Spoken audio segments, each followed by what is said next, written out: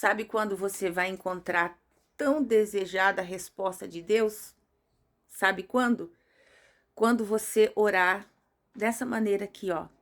Quando você chegar diante do Senhor, com sinceridade de coração, com inteireza de coração e dizer: Deus, olha a situação que eu me encontro. Por favor, Senhor, por misericórdia. Quando a gente fala por favor para Deus, a gente fala de graça. Graça é um favor imerecido. Então, Jesus, pela tua graça, pela tua bondade, pela tua misericórdia, me dê sabedoria. Lembra de Salomão? Salomão, ele podia pedir o que ele quisesse. Ele podia pedir riqueza, ele podia pedir coisas, pessoas, ele podia pedir o que ele quisesse. Mas ele se viu frente a uma situação que ele viu que sozinho seria impossível ele dar conta. Então ele disse para Deus: Senhor, eu preciso de sabedoria. E Deus, então, sondando o coração de Salomão e viu que, poxa, ele pediu sabedoria porque ele sabe que sozinho ele não pode, sozinho ele não consegue. Ele precisa verdadeiramente de mim. Deus sondou isso no coração dele. E o que o Senhor fez? O Senhor deu a Salomão sabedoria? Deu. Deu a Salomão sabedoria e também deu a Salomão muitas bênçãos materiais, muitas riquezas materiais, porque ele atentou para a riqueza do alto, ele atentou para a sabedoria. E ó, o temor do Senhor é o princípio da sabedoria. Então, quando nós tememos de verdade ao Senhor, nós não encontramos obstáculo nenhum para fazer essa oração. É verdade mesmo. Então, você teme ao Senhor? Chega diante dele, rasga o teu coração. Sabe, muita gente fica fazendo campanha, penitência, fazendo oferenda para Deus, oferta disso, oferta daquilo. Deus não precisa de barganha para te abençoar. Ele é Senhor sobre todas as coisas. Deus só precisa que você entregue para Ele um coração disposto a obedecer, um coração disponível. E aí entra Mateus 6,33, o próprio Senhor Jesus Cristo falando: mas buscai em primeiro lugar o reino de Deus e sua justiça, e as demais coisas vos serão acrescentadas.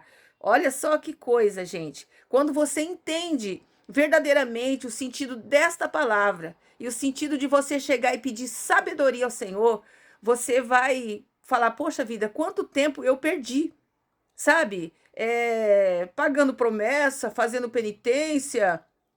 E eu não tô falando das pessoas religiosas, da religião tal, não. Eu tô falando dos evangélicos religiosos, aqueles que servem a uma religiosidade e não a Cristo de fato.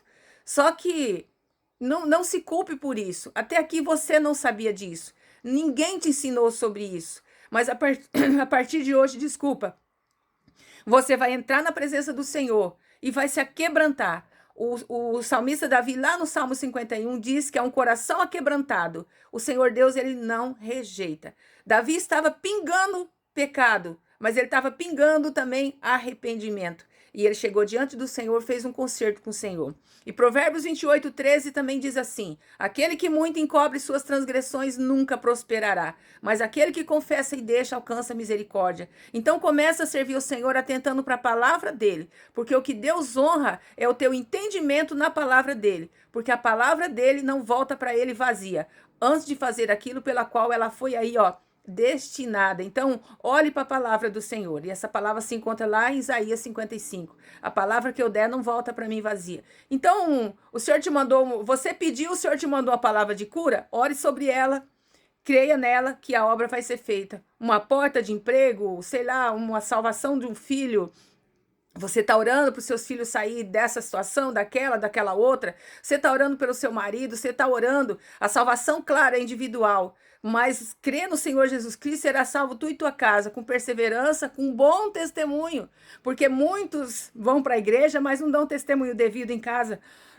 Desculpa, gente. O nosso primeiro ministério é a nossa casa, é a nossa família. Muitos querem fazer de tudo lá fora, mas não sabem verdadeiramente que tem que fazer primeiro dentro. É a nossa família, o nosso primeiro ministério, eu repito. E o maior mandamento, primeiro e o segundo, amarás o Senhor teu Deus sobre todas as coisas e o teu próximo como a ti mesmo.